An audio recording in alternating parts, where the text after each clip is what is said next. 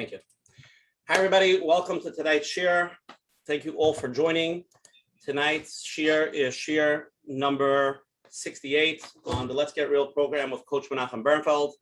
I want to first start off with thanking everybody for promoting it. I saw it today on so many places. It's on so many What's Up statuses, and I start off every week with first thanking our people that come every week, and for people that promote it and put it on the What's Up statuses. They email it around and they tell people about it. Like I say every week, if you can't make it that week, it's fine. You can watch it later, but at least let people know about it. People are getting so much tremendous chizuk and knowledge, and it's a tremendous thing, and we really appreciate that.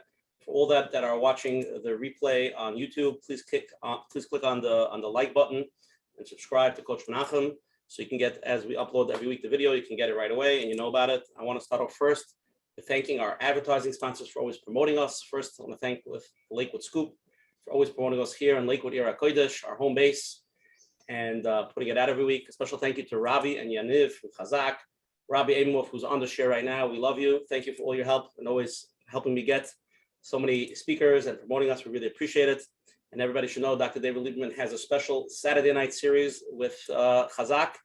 We'll talk about that soon. We can talk about it at the end. And I want to give a special thank you to Chayla Kaufman and Shmuel Summer from JCN, the Jewish Content Network, for always promoting us on all the digital Jewish platforms. We appreciate that. Again, if anybody's here the first time, every Sunday night at 10 p.m. on this Zoom share, this ID, we have different rabbanim, different topics, different therapists. We try to really cover ground. We have a lot of big topics coming up, and a lot of prominent people coming on. So please stay tuned and join. Next Sunday, August 15th. Arnaya, who's coming on? Tell us. Tell the Olam. We don't have confirmation as of yet, but we're working on something very big for next week. So I'm not gonna announce it prematurely. But as soon as we confirm that, we will email it out and text it so everybody will know who's coming on. I will tell you it's going to be an amazing program. Be powerful. Please tell everybody to join. Menachem, you know how I know it's going to be good next week? Should I tell you how I know? Let's hear. Because every week it's good. That's how. So you go bust the chazaka here. So tell everybody to come. Tonight we have the schus and the honor of having the world famous Dr. David Lieberman. Since we started this year, and tonight's 68, I've probably heard about once a week for the last 68 weeks. You got to get Dr. Lieberman on. So we finally, it took 68 weeks, but we got him. We locked him down. Thank you for coming here. We really appreciate that.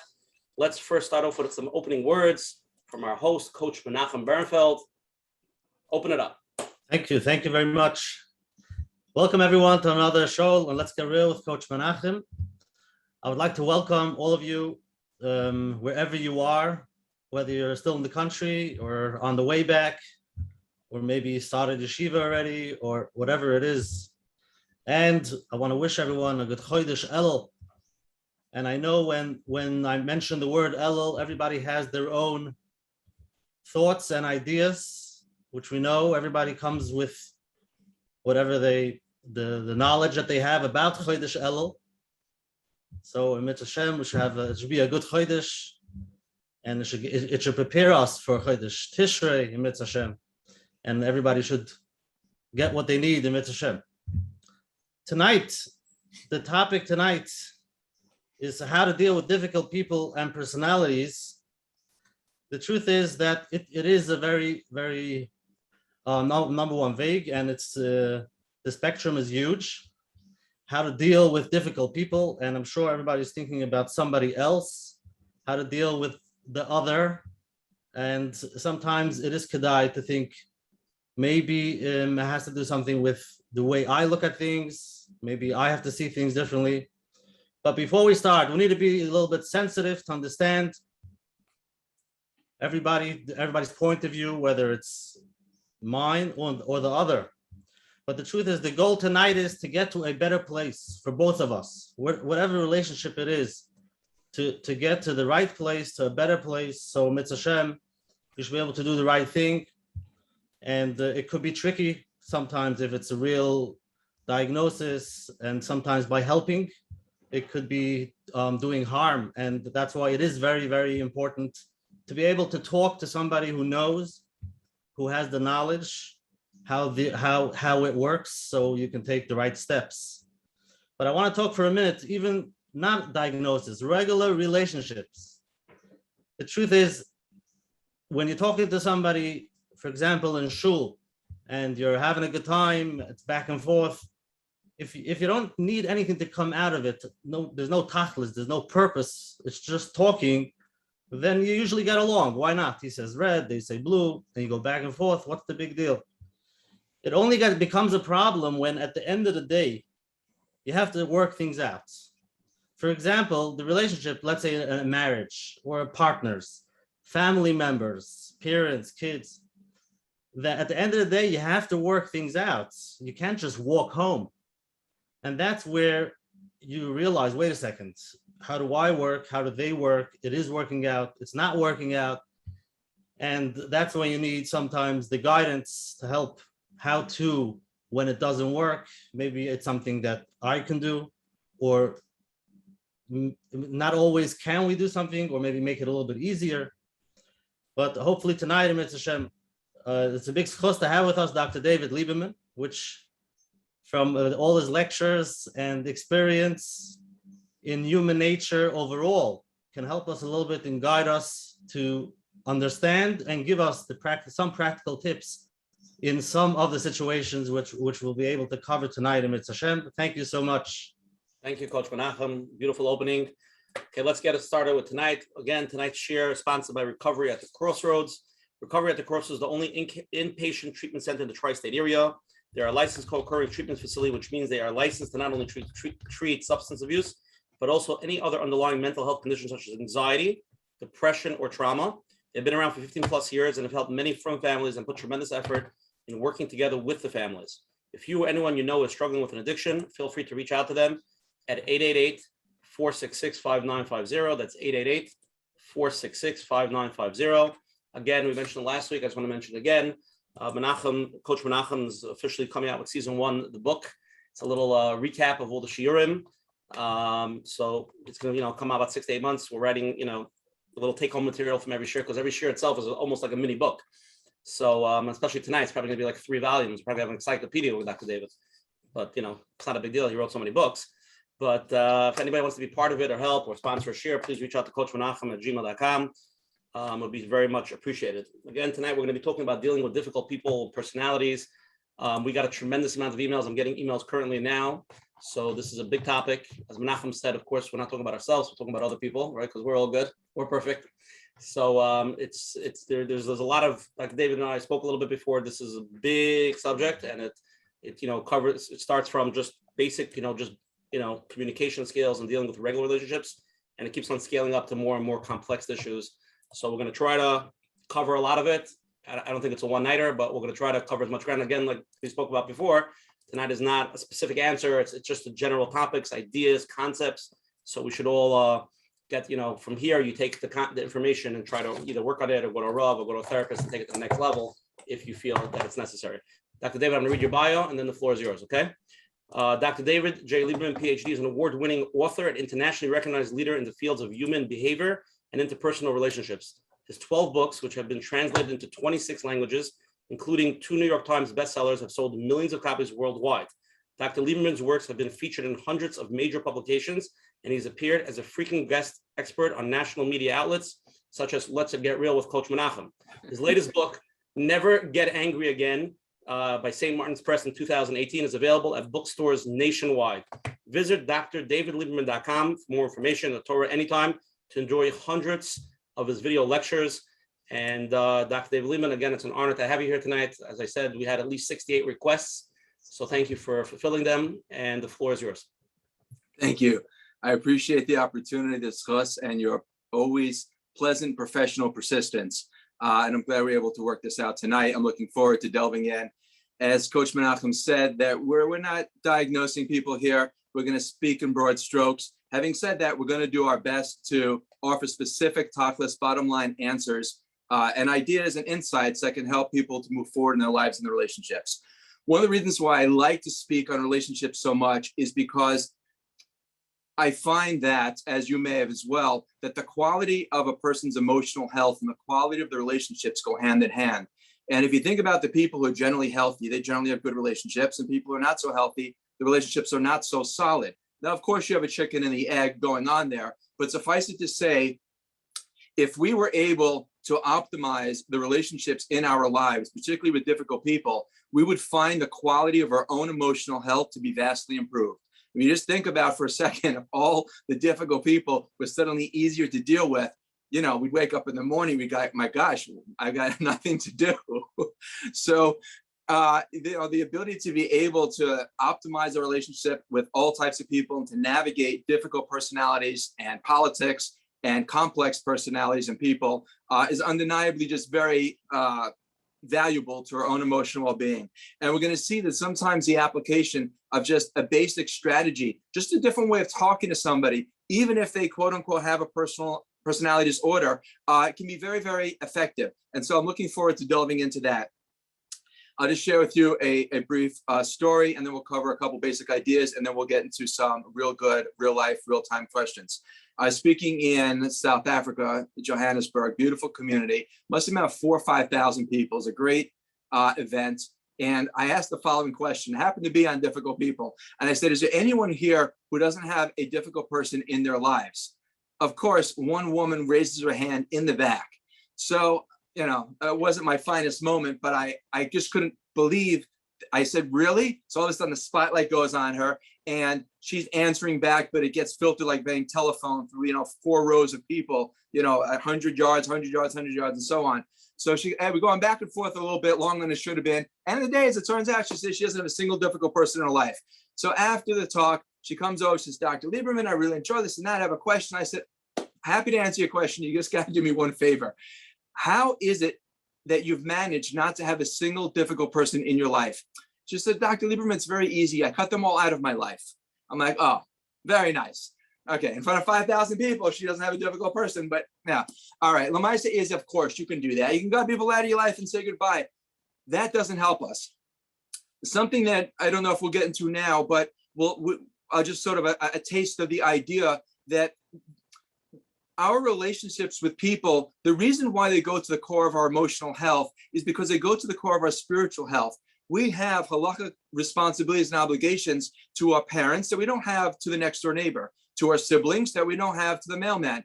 You know, when it comes to immediate family, the dynamics are different because they affect us in a very, very different way. Having said that, when necessary, when you've got to take a step back from some of your closer relationships, and it's done under the guidance of a competent Rav, the way that we disengage makes all the difference in the world. If you do it from a place of anger, do it from a place of frustration, resentment, we're left feeling a little bit empty, a little bit cracked. But when you do it responsibly, something Menachem will get into, you're going to find you remain whole, even though the relationship itself is insolvent. So with that Hagdama, let's just get into a couple of just broad stroke ideas about how to maximize relationships with all types of people. Number one is this. It's important to really own what we already understand, and that is that everyone in our lives is custom made, perfectly crafted, tailor-made for our good and for our growth. Everyone who comes in and through our lives is there for us. And when we begin to ask ourselves the right questions, we begin to get the right answer. But sometimes we bemoan these emotional vampires. And, you know, we talk to Hashem like we're talking to the mafia. It's like, Hashem, you know this guy over here? You know, I'd do so much better if he weren't around. Maybe, you know, he should fall, slip. You didn't hear it from me, just, you know. But what we fail to realize is everyone in our lives is here for our good and for our growth, which is why you may have a difficult kind of person and they just go up and they leave, or they retire or something happens. But then somewhere or another, like in Shemayim, they're just stamping out these types of people as they come through your life. And the reason is because you're not there to fix them. You're not there to cure them. You're not there to educate them. You're not there to change them. They're in your life for you. And that's the first thing that we really have to own, is to ask ourselves, what am I supposed to learn from this message? When we continue to bemoan our fate and we say, rail against the injustice, it's not right, it's not fair, why? We're asking ourselves the wrong question. We're not even looking at what's going on. What are we supposed to learn? What's the message for us? So that's number one. Two is this. Just because somebody does something wrong doesn't mean that you have to get angry as a response. I hope we have the time to get into this. I know that the show goes to 4 a.m. or something like that. I don't know how you guys do it, but I don't know how long I'll last. But but we personalize everything. We are so super sensitive and we make everything about us. And the degree to which we do that, we're going to find ourselves much more enmeshed, much more frustrated, much more resentful from difficult people. Because no matter how somebody treats you, no matter what they do, no matter what they say, if you are able to recognize it as their stuff and not yours, you remain completely problem-free. It's not your problem. You've got enough of your own. You don't have to take this guy's on. But here's the thing. You're in a conversation with somebody who's being bombastic, belligerent, just rude, impolite. You have a choice. You can either focus on their pain or your pain. If you focus on their pain, then you can empathize, validate, all those types of good things maybe we'll get into. But if you focused on your pain, how dare they do this? How can they speak to this? And so on. Now you're behind the 8 ball. And it's going to be very, very difficult for you to what is it required to empathize? It means I've got to lift myself out of my shoes and walk through yours. If I'm ensconced in my own perspective, I know I'm mixing metaphors here, but if I'm wearing my own glasses, I can't take them off and put yours on. In order to see through someone else's lens, you've got to take off your own glasses. But a person who's egocentric and they're focused on their own stuff and take everything personally will have a very, very difficult time focusing on other people's perspective. So then, the degree to which we're able to not personalize everything and not get upset because somebody does something we don't like frees us emotionally, it frees us spiritually, and quite frankly, if you look at the research, it frees us physically. I don't believe we're going to have a fraction of the time we need to explore the connection between physiological, physical, somatic symptoms of the body and emotional illness, and emotional illness connected to not necessarily something neurologically wrong, not necessarily connected to chemistry or biology, rather connected to a problem living and responding in healthy relationships. Because invariably you connect the dots that people who have difficult relationships are going to find themselves in that manifesting to varying degrees to different emotional disorders. You know, people wear on us, and our own emotional health then is going to become fragmented, it's going to wear, and that then is going to bleed into our physical health. And you're going to see that by being able to sort of seal up the breach in our relationships and improve how we navigate and deal with difficult people, we can improve, as we open by saying, the quality of our own emotional health, and doing that, again, just improve vastly the degree of whatever physical symptoms that may be exacerbated by the stress and the strain of dealing with these types of people. Okay, there's so much to unpack here. Let me just finish this point, and then I guess maybe we'll get to some questions. And that is that just because somebody does something wrong doesn't mean you have to get angry as a result. There's a saying in biology that cells are fired together, wired together. What that time means is every time there's in the brain, you've got these neurons, these brain cells, and the connection is dendrites. Every time you've got a connection that gets reinforced, it gets stronger and stronger, and the cause and effect becomes reinforced. Meaning, every time somebody does something that you don't like or something happens and you respond, you increase that connection, which is why some people have a hair trigger response to getting angry, frustrated, and so on, because they've wired themselves physiologically. When you're able to not respond with anger, doesn't mean you suppress it or repress it, different conversation. What it does mean is that you don't unleash a torrent of anger in an unhealthy way. You're able to diminish that connection and to some degree sort of replace that neural network. And you're going to find it easier and easier. And what Chazal teach us is what the research shows thousands of years later, that it takes no longer than 21 to 30 days to rewire our physiology to be able to respond differently. So, you know, when we choose not to become upset because somebody does something we don't like, it's not just in the moment that we benefit ourselves. We're actually tipping physiology and rewiring our ability to respond more effectively each and every time. Okay, I can go on for a long time, but we'll go ahead and maybe take some questions, or you can tell me what direction you want to move in. I thought that was it. You answered all the questions. We're good to go. Okay, have a great night. Good to be with you. Okay, let's do a poll. We'll take a minute break, and then we have a lot of live questions already, and we have a bunch of questions that came in, so we'll try to really cover ground. Okay, again, anybody who's here tonight, we have this close in the honor of having Dr. David Lieberman. He's world famous, tremendous author, tremendous speaker. Please turn on your video. It's interactive. We want the live questions, and we want to make it, you know, beneficial for everybody. So let's do that. And anybody has a question, please text Usher Parnas over here on the screen. And again, live questions go first. Let's try to, you know, go to that. And if you have a question, text it, and we'll try to get to it. Okay. Everybody see the poll? David, Dr. David, you see the poll? I do not, but that's I see it right now. Thank you. Hold on one second. Hold on. Here we go. Okay, here's the poll. In disagreements with your spouse, do you feel you're right? 3 options, okay? Most of the time, half the time, or really? So when you have a disagreement with your spouse, do you feel that you're right most of the time, half the time, or really? Second question is, how much do you think you contribute to other people's actions towards you? Option A, greatly. You feel like tremendous amount how you act to people, that's how they act back toward you, somewhat, or not so much. Everybody, please answer these 2 questions. Let's get a feeling from the crowd. Let's see what we're dealing with over here. 5 seconds.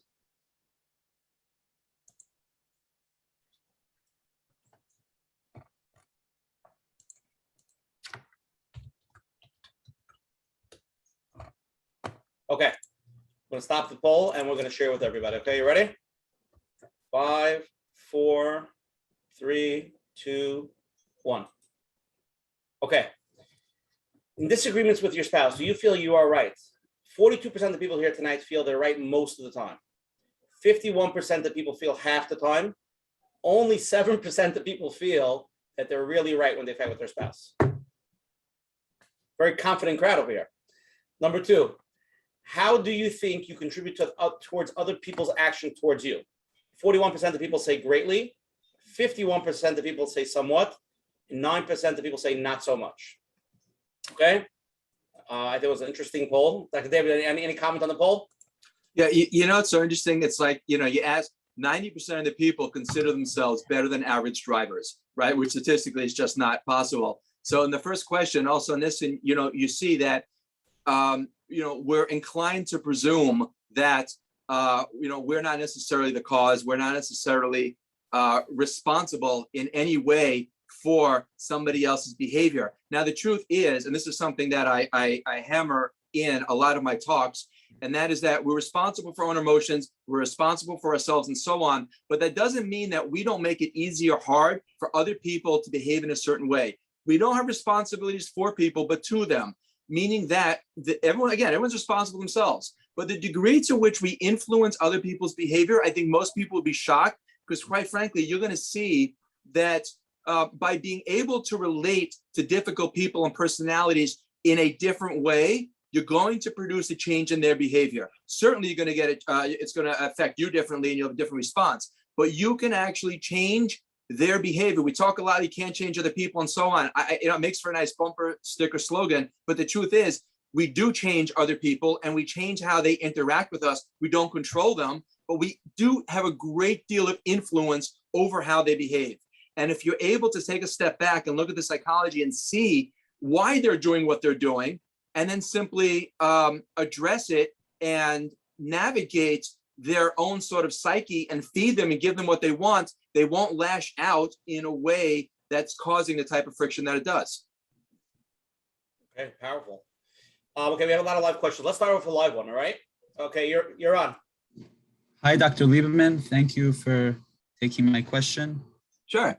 In your introduction, you already gave away like half the answer, before I even asked the question. But I think I'll ask it in a way to sum it up to the other part of the question. Basically, throughout my journey in life, everyone's journey in life with difficult people, something I was able to discover is that a lot of the people that act, in a difficult manner towards me, I realized that they sometimes have major challenges in their life, and they really, they're really good people. Or sometimes, I don't want to say the word diagnosis because I think only Hashem knows everyone's diagnosis. But some of them told me they have this, they have that. And because of that, once I knew about it, I was able to emphasize more on them. And, I didn't really take it to heart. And people where I know, clearly they don't have challenges. And sometimes I know they did something that bothered me. Those people I could actually confront and tell them what, in the nice way. I take classes how to do it, but this bothered me, and I know that they will understand, and that they will stop. They understand, they stop. The former group, though, I realize as much as I will tell them, if they have their major challenge or what we would call diagnosis, I can help telling them, that's why I just empathize and it makes me happy. The big question is that in life, a lot of people are somewhere I don't know. I feel it's somewhere in between. In society, they're considered, real special chashva people, you would say. But something tells me they might really have a challenge. And I don't want to just emphasize with someone who has what you would call bad midas, who should be working on themselves. But, maybe at the same time, they have a challenge. Is there just any which way to, from an outside, just a general broad way to see if someone's actually going through a major challenge and be able to emphasize? Or Yeah, what a beautiful, thoughtful question. Lovely. So first, it's like this. I don't believe that most of Recap the question. Sorry. Sure. In other words, is there a way somebody's being disrespectful, they're being rude and so on? Is there a way to tell whether or not they're simply just a not a nice person, bad mitos, or they're going through something difficult, in which case we might cut them more slack, right? Legitimate question, very, very fair. So it's like this. There's a lot to unpack here. And I know, by the way, I speak very, very quickly. If you need me to slow down, just say slow down. How's that for a code word? Okay. So, we don't realize the battles that people wage in their lives and in their thoughts. And the proof is that, imagine if everyone knew what you were going through sometimes, how differently they would treat you, how much more nicely they would treat you. If they really knew the struggles that you faced, the battles that you wage, sometimes to get up in bed in the morning, sometimes to deal with a difficult situation, a health issue, a financial, whatever it is, at different points, if people really knew what was going on, even when you've got no external stressors, just your own demons that come out, people would treat you extraordinarily well. So the truth is, everyone's got their stuff. The fact that you don't see it doesn't mean that it's not there. And sometimes the harder the outside, the gruff, the more, gruff the exterior, the softer the inside. Sort of, nature's way, like an egg. You've got the soft inside, the hard shell. It's a way of protecting itself. So sometimes the people who most need our love and affection and kindness are the ones who are most difficult to give it to, because they present in that way. But let me give you an example, a real life mushal, and then we'll go ahead and get to the question. That's, imagine you're walking along and someone bangs into you, right? And you turn around bruised and just frightened, and you realize that somebody who's visually impaired simply trying to get by. They couldn't see you. All your anger, all your frustration, all your animosity just simply dissipates. You've still got the bruise, but your focus is no longer on yourself, no longer focused on how dare they, how could they do this, on your own feeling of lack of respect. You don't personalize it anymore because you see their fragility, you see their helplessness, you see it on the outside. So then, when somebody is being impolite, they're being rude and so on, we talk about bad midos like it's something that simply exists in a vacuum. It is unfortunately the consequence of a person who is not as emotionally solvent as they should be. Because if a person had let me just sketch out the psychology and then we'll see how this unfolds. And if you get lost, money back guarantee on this, okay? So the more a person is healthy, the more they love themselves, the greater their self-esteem, the more they love and accept who they are and feel worthy of good things in life. They have high self-esteem. The smaller the ego. As a person's feelings of self-worth diminish, the ego now engages to compensate for the feelings of guilt, inferiority, and shame, and so on. It's the ego that makes everything difficult. It's the ego that makes people literally egocentric. Everything revolves around them. They take things personally. They are controlling. They are argumentative. They can never be wrong. There's a whole litany of things that go into an egocentric personality. So when a person exhibits bad midos, it's not simply that they are perfectly happy-go-lucky, everything is fine in their life, and they do this. It is a consequence of a deep, pervasive degree of feelings of inferiority. No matter how they try to mask it, no matter how they try to cover it up and project and portray a different image, they are suffering on the inside. So the answer to your question is that when somebody is not, see, you give love, you give respect. Rav Noach Weinberg Zatzal used to say, if you don't love you, don't love me. Because if a person can't treat you respectfully, it's not on you, it's on them. And if you walk out or leave this year with nothing else other than this, I say it would be worth it. And that is how people treat you is a reflection of their own self-worth. It speaks volumes of their own emotional health, but says nothing about you. You treat other people based on your capacity to give. If you can't give, you simply are not, if you don't feel it yourself, if you don't have that self-respect, that self-love, you can't give it over. You can control, you can try to connect, but very, very difficult. So ultimately, the person who is not nice to you, you can assume that they're suffering on the inside.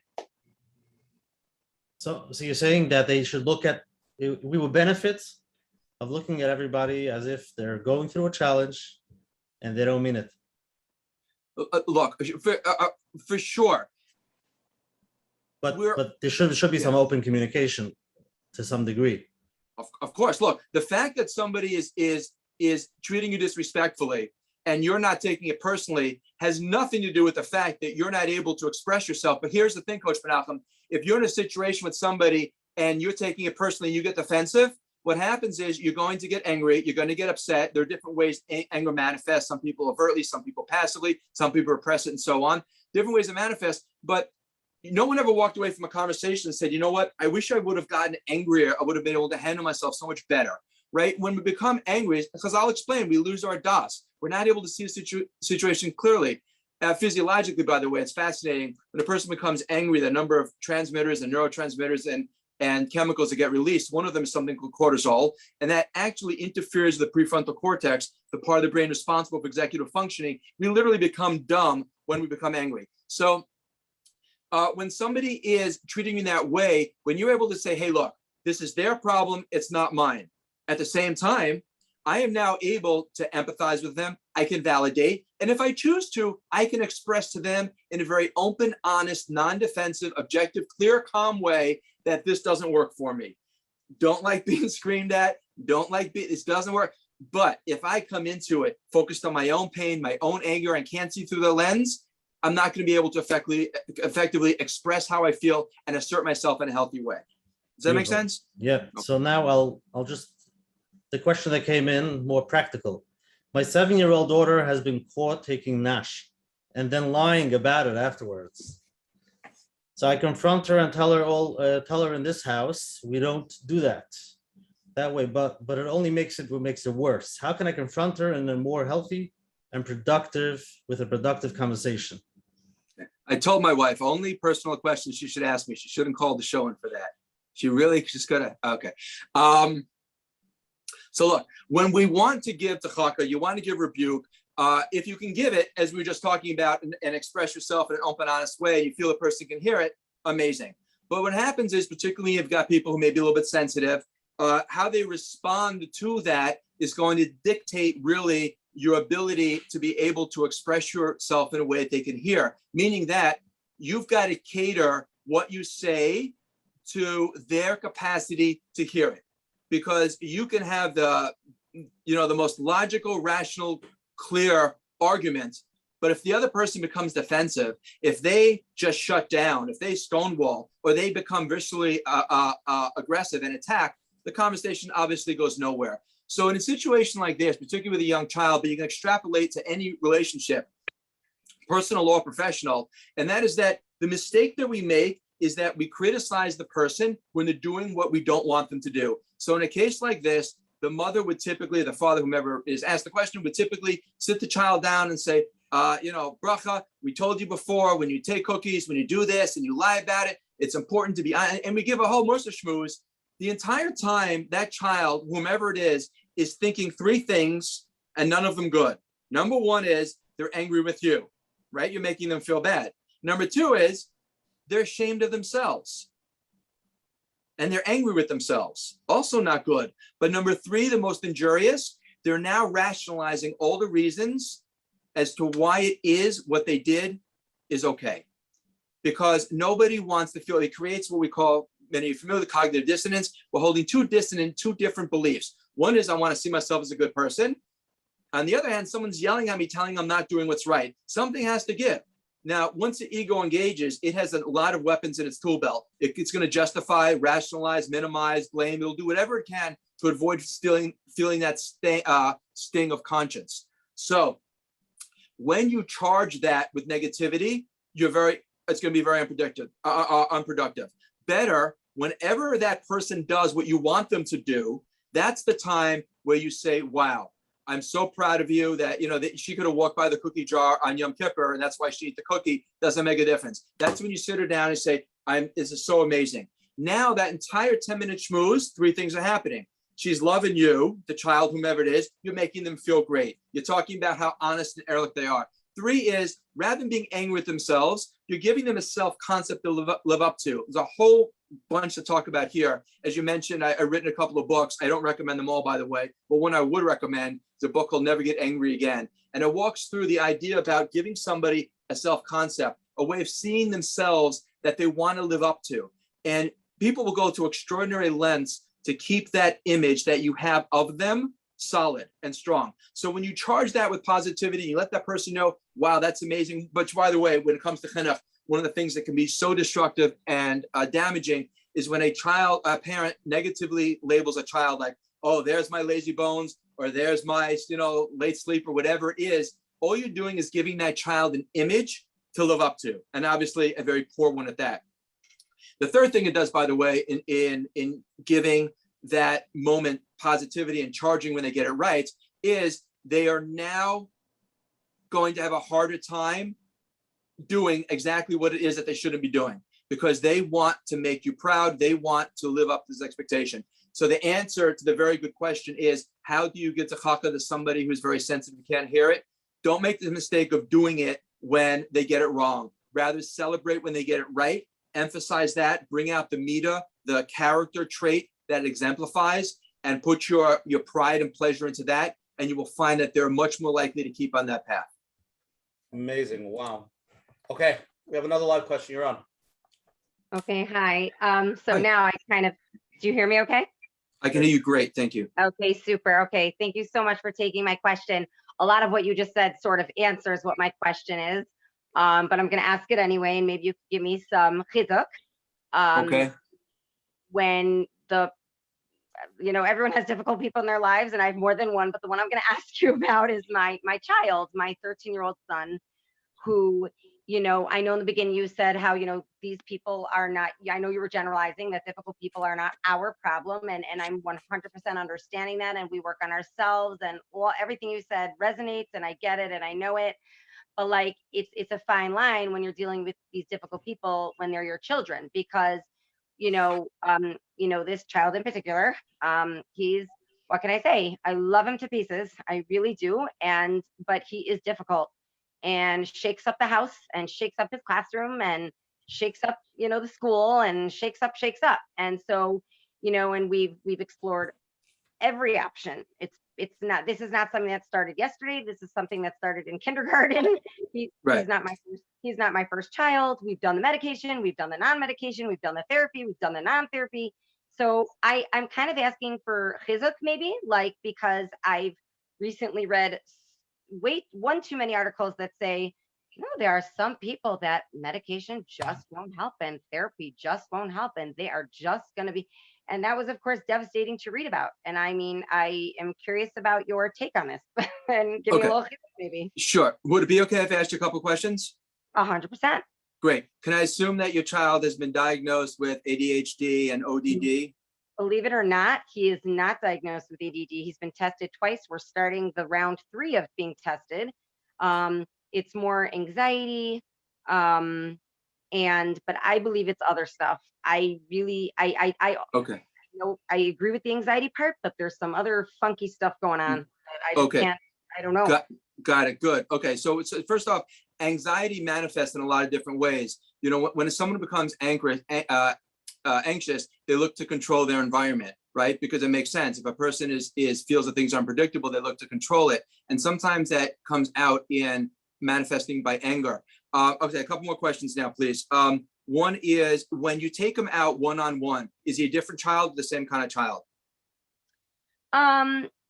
It depends. He gets frustrated easily. So even if even if he's sitting alone, I'll give you an example. Tonight, he was sitting and just, following a sports game, and he was very disappointed about, his team losing and this and that. And there were just outbursts after outbursts. So I guess that's not considered alone, maybe, is what you're saying. There was some external factor. Is that what you mean when there's no external factors? What no, I mean to say is that when you or your husband or take him out one-on-one to go shopping or to dinner or to something special, is he better behaved or can you expect the same behavior? It's possible it could go either way. I'm thinking of an example right now where I was out with him once and he was extremely disappointed because I gave him, an opportunity to pick something out, and he, you give him an inch, they want 9 yards type of thing. So he wasn't, thrilled with the, Right. what do you call Okay. it? So yeah, yes and no, yes and no. Got it. Where's he? If we're out to dinner or out to lunch or something like that, again, yes and no. I'm thinking of another Okay, experience. got it. Okay, got it. I'm sorry. Yeah, good. Thank you.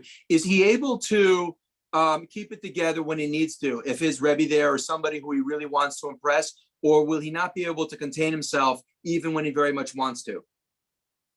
Let's put it this way. I guess the answer to that question is yes, but on the other hand, like he does act out, when it's school, he would act out in school.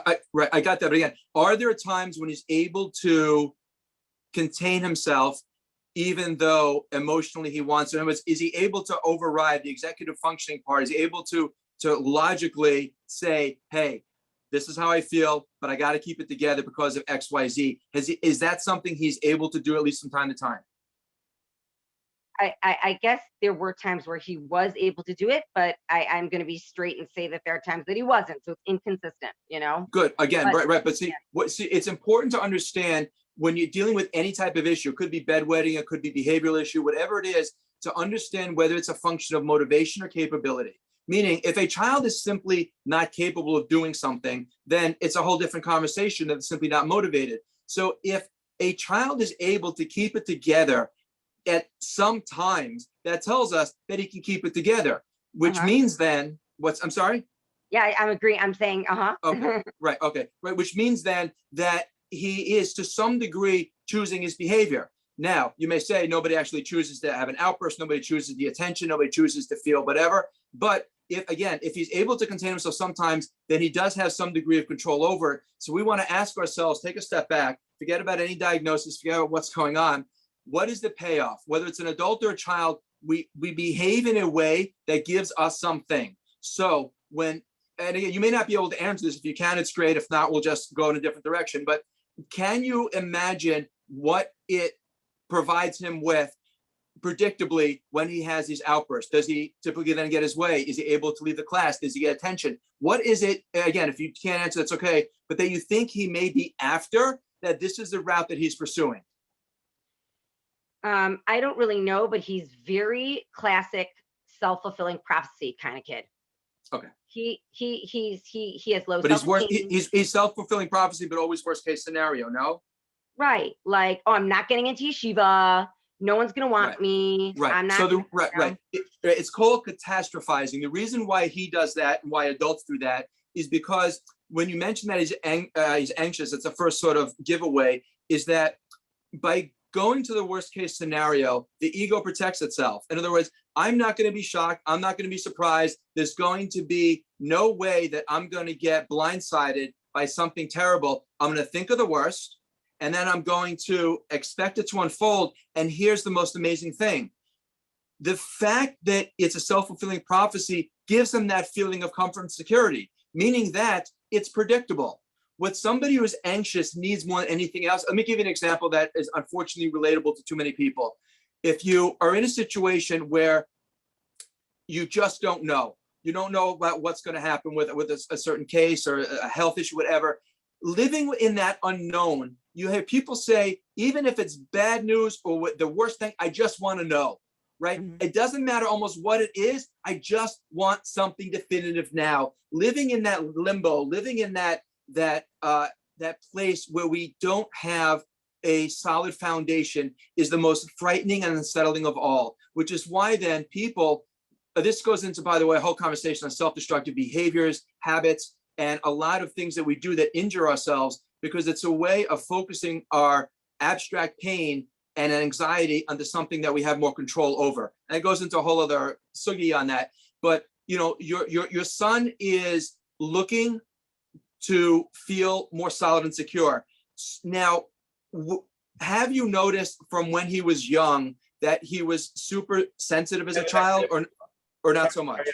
Like I was going to say, we have a lot of live questions. Let's try to move Okay, on. fine. Two more questions, and then, okay, fine. Two more questions. Have you noticed that he's just very sensitive when he was young? I guess it's possible. He was the baby for 5 years. He was the youngest for 5 years till the next one came along. So Okay. maybe Okay. he went Right. through the OT route. He went through, that, but he's 13. I don't know. Maybe I saw someone suggested to go through OT. Maybe it's time to revisit that. I don't know. He did it for 3 years, and I Right. don't know. Okay. Look, yeah, it's hard to I know you're not asking for a diagnosis, and he sounds like an amazing boy, very bright kid that can do a lot, that's getting caught up in his own anxiety, his own stuff, and it's playing out obviously in an unhealthy way. I do think I would recommend two things here. Number one is he needs to be able to have an environment or a person that he can express himself in a way where he feels completely empathized with and validated. Because a child like this, if he's ever told, you're not really hungry, you're not tired, or told how to feel, he becomes unsure of himself. So he wants to be, is a saying, a person that can't express themselves to their mother can't express themselves to another. So being able to express himself and feel heard and feel understood, that is going to help to ground him. At the same time, I would thoroughly encourage you to look at nutritional options here.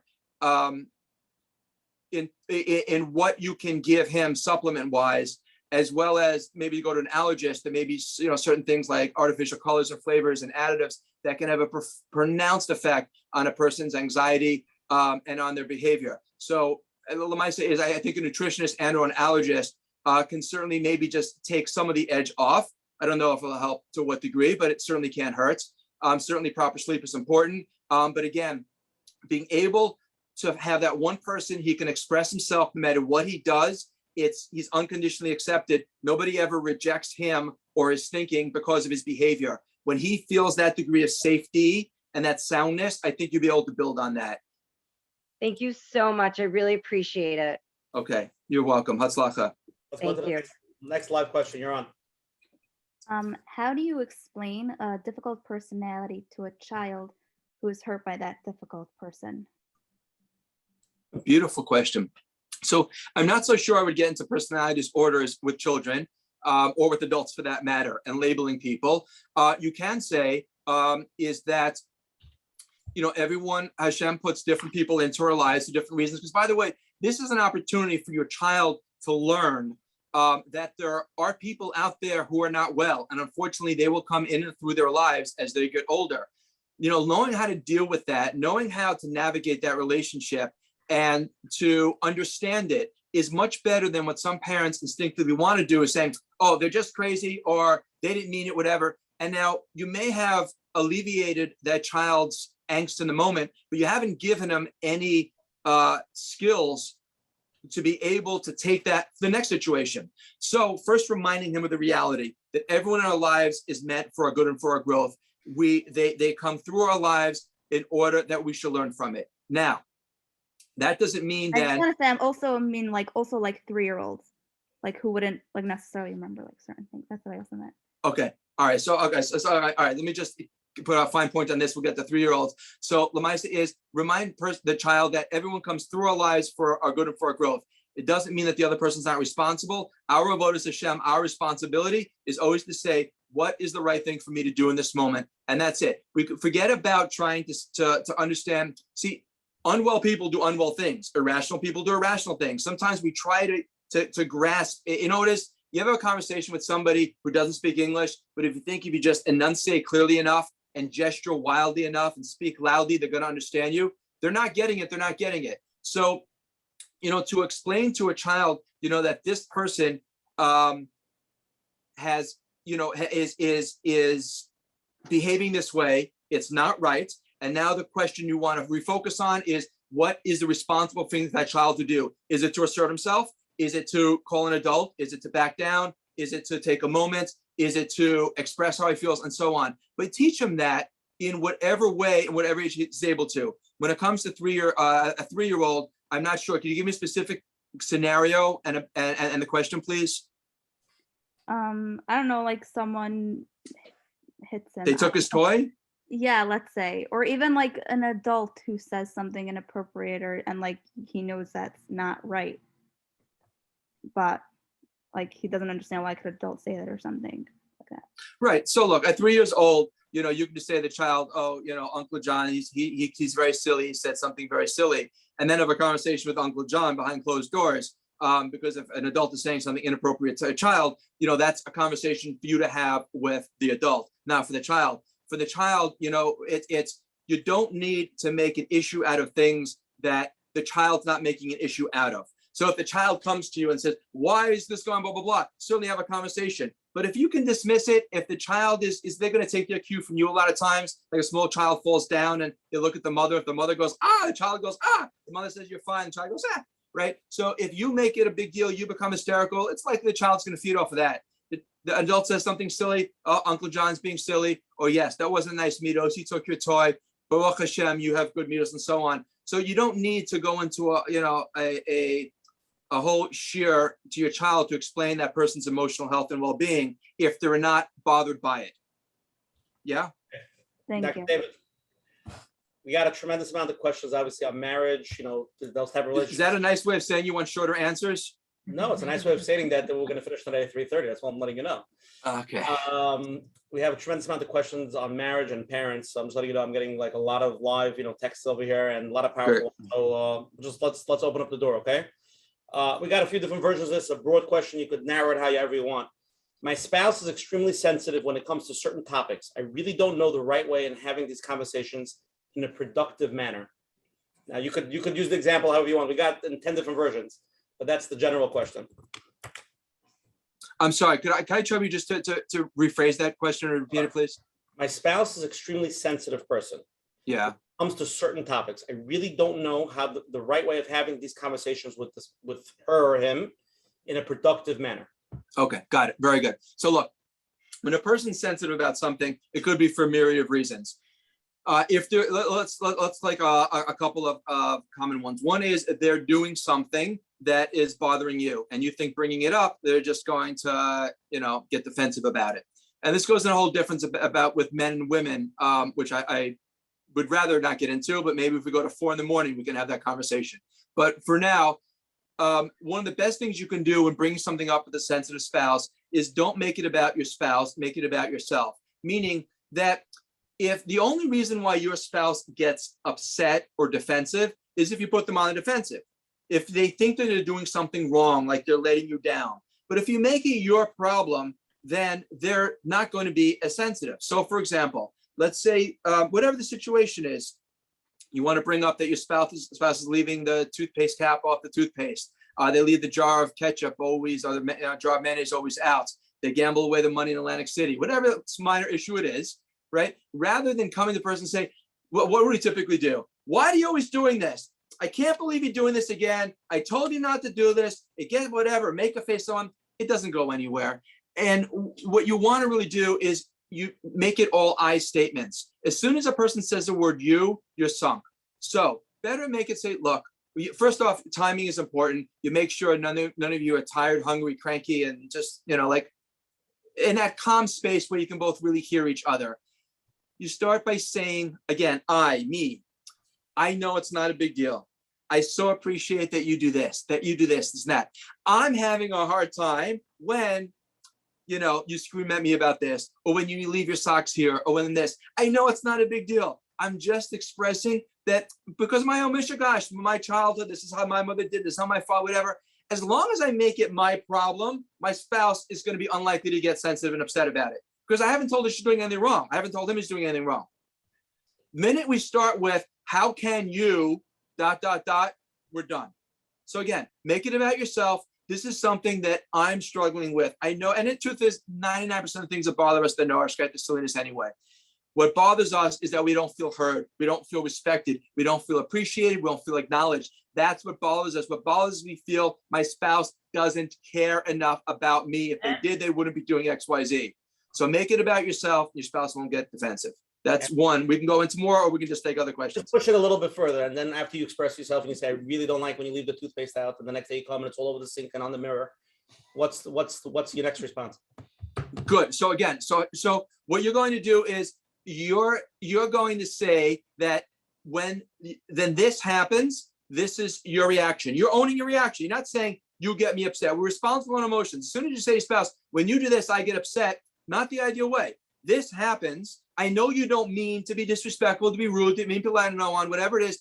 I have a hard time with it because of my issues, my stuff. And the truth is, in every area of life, we don't get upset because of what's happening. We get upset because of the meaning we're attaching to it. That meaning determines how we feel. It's not the situation, it's the meaning we're attaching to it. So a spouse that's healthier can think and understand, honestly, my spouse is not leaving out the mayonnaise because she doesn't respect me. My spouse is not leaving the toothpaste cap off the toothpaste because he doesn't love me. He's doing it because he's absent-minded or from her stuff, she's busy, whatever it is. I know it's not because of a defect or deficiency. There's something broken, bad, wrong about me.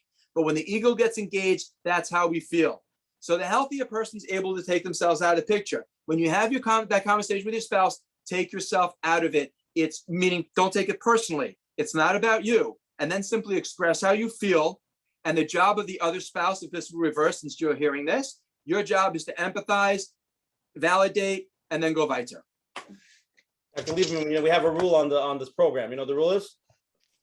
The rule of the program is that we have a list of people that want to ask live, but if you were previously on the share, you get to supersede everybody and you get to ask first. So if you have somebody that was on the share that wants to ask you.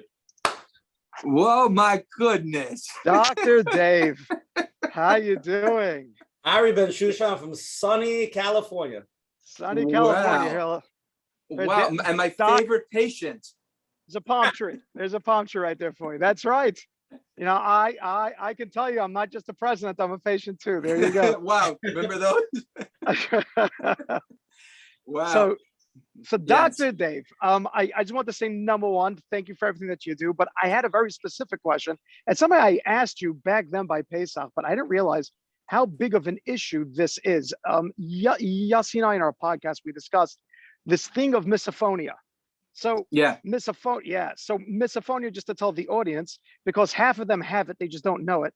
Misophonia is when somebody makes loud noises with their mouth, they chew, they crunch, slurp, a lot of these different things that it drives certain people like myself crazy to the point that I have to leave the room. Like I can't stay in the room. So I thought that I was the only crazy person out there. And you still may be. Had this, and by the way, happy to be the king of crazy. No, I'm good with that. But then unfortunately, very many people joined the ranks of crazy, which is that I got so many emails, I got so many calls, and then I was in the East Coast recently. A lot of people came up to me. There was one mother in particular. She's like, there has to be some way out of this. She said, I can't stay in the room when my kids are eating breakfast. She said, I have to leave. She said, and I hate them. She's like, and I know they're allowed to eat their breakfast, but I hate them. So this is something that I didn't realize how prevalent it is amongst so many people, myself included. So a lot of people have emailed me and asked me, is there a way out? And I said to them, I've tried, I've read, I've heard. And then at the beginning of the podcast here, you had said an idea of that the more a person accustoms himself to being able to withstand whatever it is that he's up against, that may align him in an ability to build up a certain, power or boundary for it. So I just wanted to ask this question. Is there something, Dr. Dave, that you have to help out myself and many other people with this issue? Got it. It's so good to see you, to hear from you, and great question. Misophonia or misophonia is a diagnosis that actually came about in 1980s, I think 1982, something like that. And it refers to, just as the rabbi said, about somebody who has an extreme visceral reaction to certain sounds. I actually had somebody who came to me, they're an orthodontist. And imagine having misophonia and being an orthodontist. Is clearly his practice was in jeopardy. And the recent studies show that it's hard to pinpoint whether or not it's physiological, psychological, neurological. I'm gonna share with you my theory. And this is, I'm fast to say this is just my own thinking because there's not a lot of research on this, but it does come up. I believe that there's a strong link with misophonia and anxiety. and how it's manifesting itself. So I don't know if there's a silver bullet answer. I do think something like mindfulness meditation, something about any type of meditation or any type of cognitive behavioral strategy you can do to help to bring down that boiling point so you're less anxious, you might find your response a little bit more measured. Again, I don't know if that'll fix it for everybody, but it's something that I think can be effective. This might help for other emotional reactions also. Look, certainly, anxiety exacerbates everything, and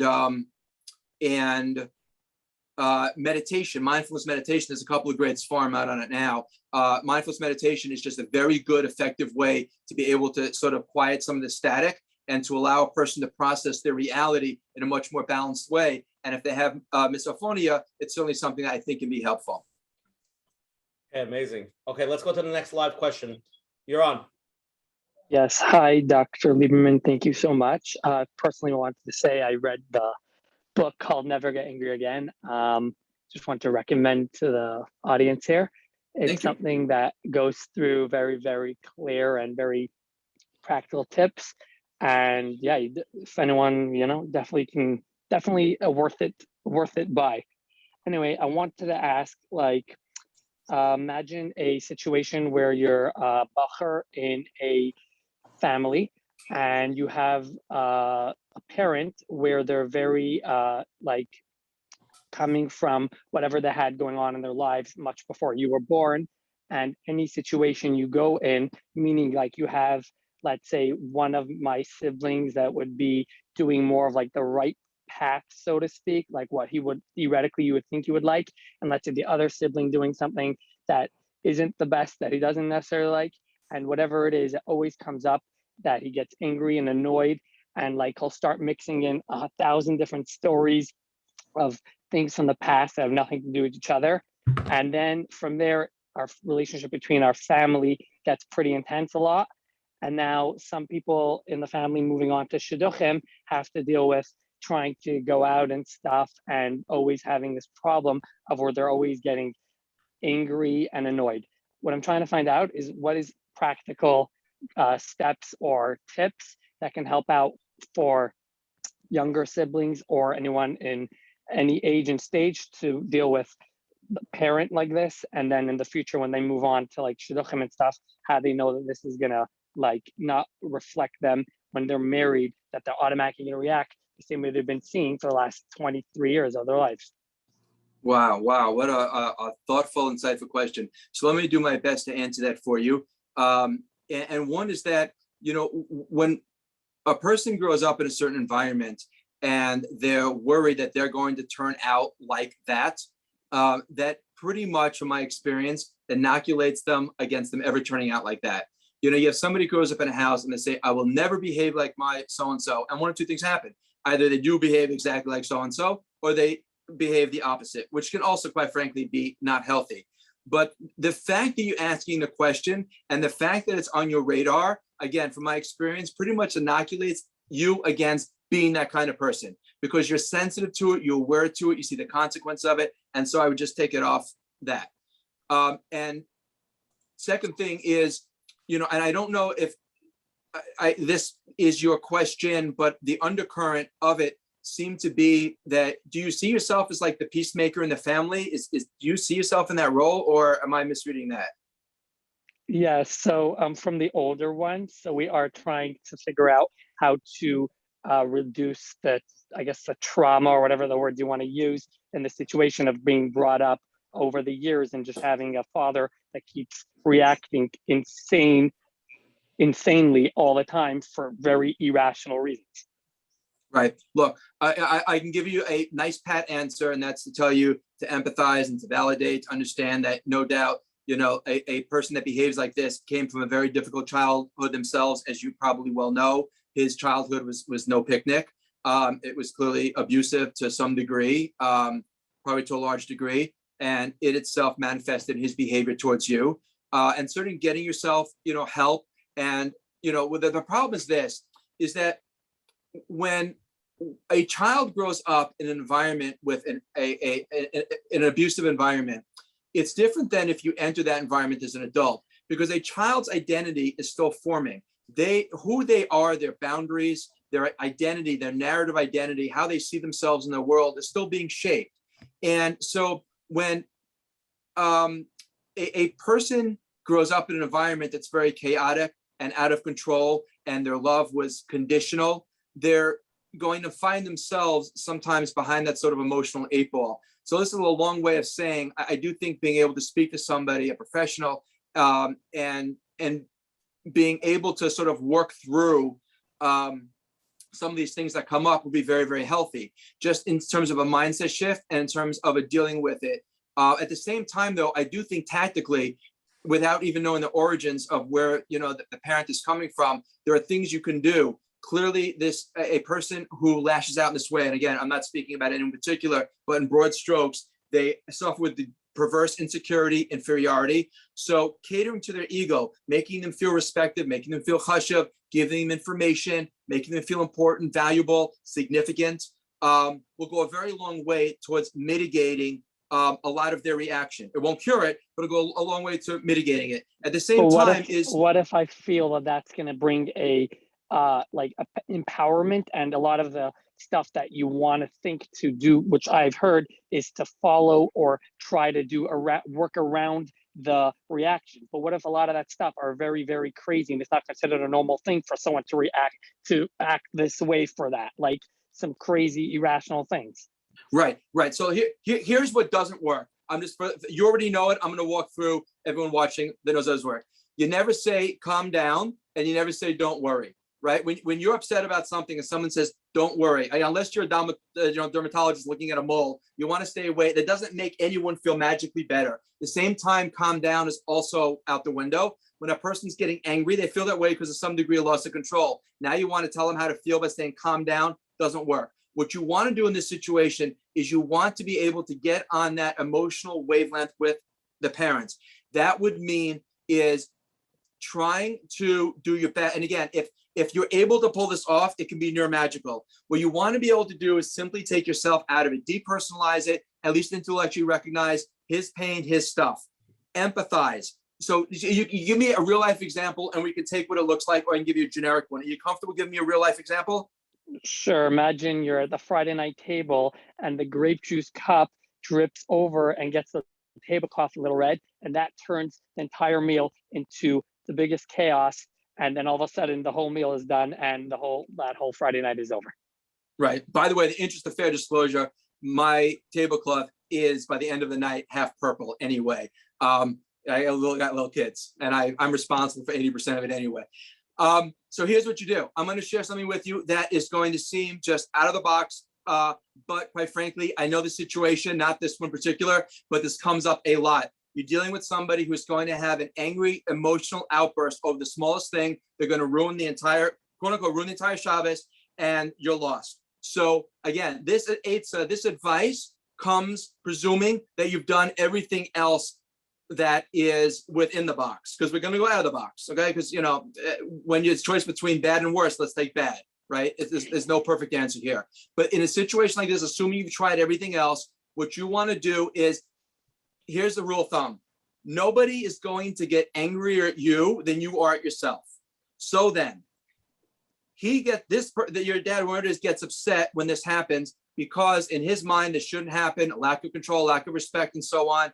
But if whoever you spill it and you go, my gosh, I can't, he'll be like, hey, whoa, not the end of it, just hold on, not the end of the world. At the very least, he's going to be shocked. No one is going to get more upset at you than you are at yourself. So again, in this situation, and we can take different scenarios, but whoever spills the grape juice, if they make it into a big deal, you take away his job from him. Does that make sense to you? Yes. Thank you. Okay. Do you want to give me another scenario and I'll show how it works? Or maybe we need to move on, whatever. I would love to. I just feel like we have to move on, so I'm not sure. But David, we have a lot more live ones, so I want to. Okay. Keep it going. Okay. Thank you. Sure, you're welcome. Hatzlacha. Okay, somebody texted me this, and okay, let's do the live. Okay, you're on live first. Hi. Hi, is it me? Yes, it's you. You win. Okay. How do you deal with a person who's closely related to you, who is so angry with you, they won't speak to you, but you have absolutely no idea why they're angry? Okay. Can I presume that you've already tried to ask other people around them, or you haven't done that yet? I have done that. And The person that's closest to them just won't give me a response. okay, because they don't know, or they know they don't want to share. Probably because they don't want to share. Yeah. Correct. Right. Right. So I would do like we're painting with a broad brush here. We'll assume you've tried, the normal routes, and it sounds like you have. I would encourage you to speak with your Rav or Rebbitzin, somebody who has some experience in this area, to speak with this woman and to recognize that there is toelis in sharing it. There is value in sharing. She's not, assuming that's the case. I mean, your Rav may come back and say, she told me what the situation is, and better you not know. I don't know. But I do think in a situation, same thing that comes up a lot in Shidduchim is that, people don't share something that the other person can do that can help them, which I have it's not necessarily always the best way to go.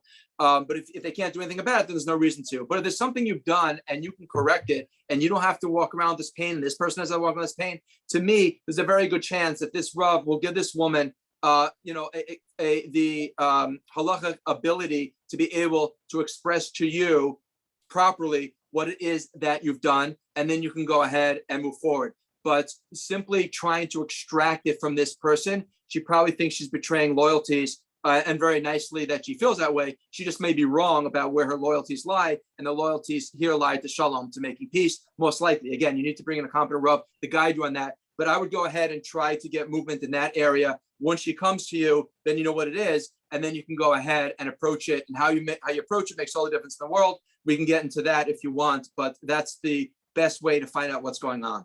I've tried an intermediary. Doesn't seem to. Right. Intermediary seems to have taken whatever it is that she says to heart, and therefore won't. Right. help. Can I respectfully assume that the intermediary was not a Rav or someone this person holds in esteem, or it was? Was. It was, and this person still refused to share it? They may have shared, I believe they've shared it with their Rav, but that's the Rav doesn't want to share it.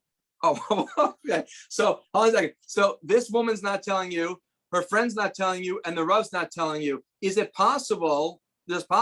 Maybe it's better that you don't know? No, because there's no relationship because of whatever it is. And it sounds like you're presuming that I did something and I don't know that I did anything at all. No, Moscow, no. I don't mean to presume that. But my question was really just out loud is, maybe it's better that you don't know, meaning what she presumes you to have done. Now, okay, so fine. So if you've done that, then I would encourage the following. You can write a letter. Have you tried that? I tried sending a text and an email, but it fell on deaf ears. Yeah, okay. I would encourage, the reason why I text an email, because it doesn't take a lot. Here's what happens.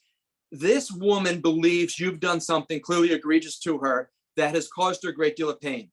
So until you've established balance in the relationship, meaning that you've extended a great deal of effort, a great deal of energy, and have put yourself in her spot, she's going to be unlikely to cede power or control, because she feels like you've already usurped it. You've taken it from her, so you need to restore the balance. So even without knowing what it is, you now, I would just, from a psychological standpoint, have to put time, energy, heartache, money, something into the relationship to help balance the equation. Now, does she live in the same city or she lives far away? Far away.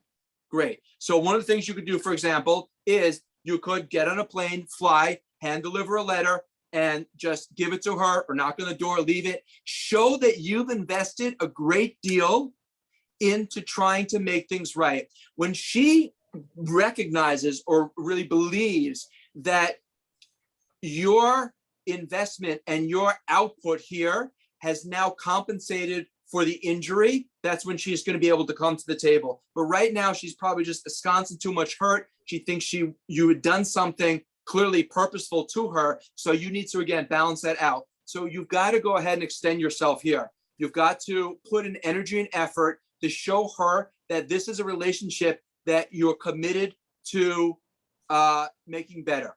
Not selfishly, because you don't want it to be from I want to go into Yom Kippur feeling better about myself and I don't want to be punished. let's all, blah, blah, Klal Yisrael has this going on. It should be about nothing other than the fact I caused you pain. I don't know what it is, but it deeply wounds me that you're in pain because of something I've done. And I'm not going to stop until you ask me to, trying to make things right. That's the approach. Does that make sense?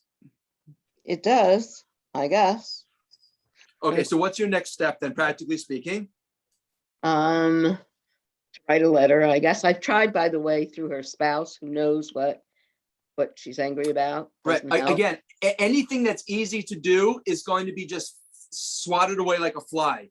You've got to invest. Think about it from her perspective, by the way. Let's assume you believe she's done something to you that was really egregious, something just in your mind almost at the borderline of unforgivable. Now, she didn't, right? And make this fair, but you believe she did. Simply trying to communicate to a spouse and say, hey, tell someone I want to talk to her, or send an email is like, are you kidding me? But if she actually invested and gave herself over, and you can see that she was pounding the pavement to try to make things right because you're in pain, don't you think that would give you a little bit more emotional leeway to come to the table, to speak, have a conversation with her? Say I yes. Okay, I'll say yes, but I I'm know kidding. how. Go ahead. Answer honestly, please. I don't know what she's mad about, but I know she's so angry that it's gone on for 2 Right. years already. So Got I it. don't. So again, so I would encourage you, Everton, you got to invest in the relationship. Show her you're committed to righting the wrong, not because you're in pain, not because Klal Yisrael needs, shalom or achdus, but because you care about her. You've done something to her that has caused her pain, or she perceives as being in pain, and you want to help alleviate that because you care about her. It's not about you being out of pain. It's about her being out of pain. That's the focus. And I believe if you hammer on that, you'll get some movement. David, I'm sorry, let me just add, by the way, if you don't, Chazal say you try 3 different times, 3 different ways, properly this way. If you don't get any movement, you have to recognize that you've done your shtadlis, and then guilt-free, shame-free, pain-free, you've got to go weiter and move on with, guidance of your Rav. David, Okay. this is spiraling into the next conversation, which I will bring up, okay? We talk about the alienation of the parents and stuff like that. We got questions both ways. I'll start with one way and then we'll go to the other way. Okay. Speaking of difficult and complicated personalities, is there any Torah resource prospects in rectifying the syndrome of parents and grandparents, grandchildren alienation due to a rift in the parent and child relations? Doesn't the Torah... Sorry, I jumped on it. Go ahead, I'm going please. to read the question that was written. You could take it from there. And then I have a question exactly the opposite. Okay. So get ready. Doesn't the Torah have the mitzvah and the honor to honor your mother and father, and gives a Torah Jew an obligation and to perform and to make it worthwhile to keep the relationship going and find common ground no matter how difficult it may be? After all is said and done, the child who bears the grudge complaint to the mother and father has a life and would not be in existence if not for their mother and father who partnered with Hashem and raised him to the adulthood who he is born. Who gives these children Torah permission to throw their parents under the bus and throw the baby out with the bathwater, so to speak? Great. I So, want to mention one thing. There is a large group of parents that have a relationship. I'm talking about hundreds of parents that the children, disconnect from them, whether a Rav tells them or a therapist tells them.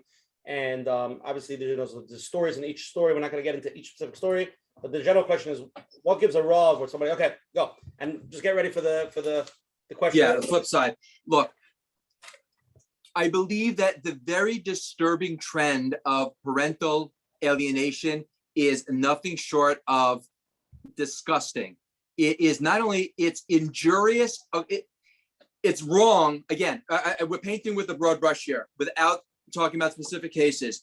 The too quick knee-jerk response of a well-intentioned, well-meaning therapist or even a Rav that may not have gotten, by the way, I encourage people to recognize when you get half a story, it's half a story. It's worthless. Unless you hear from everybody, you can't give, as a therapist, you can't guide somebody on what to do unless you really know what's going on. Doesn't mean the person's coming to is lying, but we all have our own perspective. Whatever degree you can gather information, get a fuller, wider picture is undeniably necessary and vital. So here's what happens, is that a person hears, a very lopsided, one-sided story. Not, again, this person is saying something not true, but they're framing it in a way that casts the parent as the villain.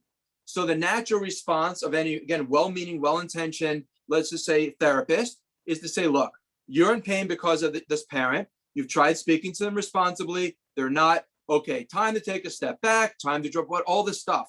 The problem here is, first, yes, we have our halakhic responsibilities to keep it up. You have all of that in place. But find me a child that is able to take a step back and still remain emotionally whole, solvent, and healthy without feeling some degree of fracture. We spoke a little bit about this before. When you've got to distance yourself from any relationship, how you do it makes all the difference in the world. And when we withdraw from particularly from a parent in an unhealthy way, it injures us emotionally, period. It injures us spiritually, period. It injures us physically, period. It is very injurious to us, irrespective of the relationship, which is why you'll see children who are alienated from their parents, they've got their stuff. And again, we all have our stuff. I mean, except for me. You guys have your stuff. We all have our stuff. So it's exacerbated when these relationships have friction. It doesn't mean that there aren't times that are responsible that you have to draw a boundary line. But I do think we're too quick at the trigger to draw it. And again, even though it seems like the parent is paying the price here, I will tell you the child suffers because if it was not done right, responsibly, or should not have been done at all, the child ends up paying an emotional toll for it. So let me ask you, I'm gonna mix two questions, but it's really the flip side of the question. My mother has borderline personality disorder and anxiety disorder. She recently moved next door to me and is living very close to me. What steps can I take to deal with that? I'm being told to really cut off from her. In such a case, if I do cut off from her, if I cut off from her, do you think the unhealthy parent will start actually doing a cheshbon and nefesh, or they'll just keep on blaming everyone else? Right. Look, yeah, the less healthy a person, the rule of thumb is this: the less healthy a person is, the more they're going to blame other people. So the more healthy they are, the more they're going to look at the situation honestly and objectively and ask themselves, not just what did I contribute to the other person's pain, but what can I do to help alleviate it? So I can't answer the question whether or not the person will begin to turn inward and introspective and ask themselves, but it's unlikely if in fact this is a diagnosis. At the same time, sometimes we think that cutting off from somebody magically makes us feel better, improves the relationship. You've got mom living upstairs who's suffering with this. You think cutting ties is going to make your life easier? I'm not so sure that's going to happen. The question is always, what's your votus Hashem? Do you need boundaries that are responsible? Of course. In the beginning of Bereshit, Hashem defines and delineates all of creation. Boundaries are not meant to keep people out. They're meant to define our personal sense of responsibility and obligation. They define us. Every relationship needs healthy boundaries. Unhealthy relationships, even more so. So then you draw boundaries, but again, they're not meant to keep mom out. They're meant to define what's my responsibility, what's my role, and what's hers. Now, you need the guidance of a Rav to be able to tell you where that line gets drawn. And wherever that line is, now you strategically have to enforce your borders. Okay, you need a strong border. Make Mexico pay for it if you want, but you need it.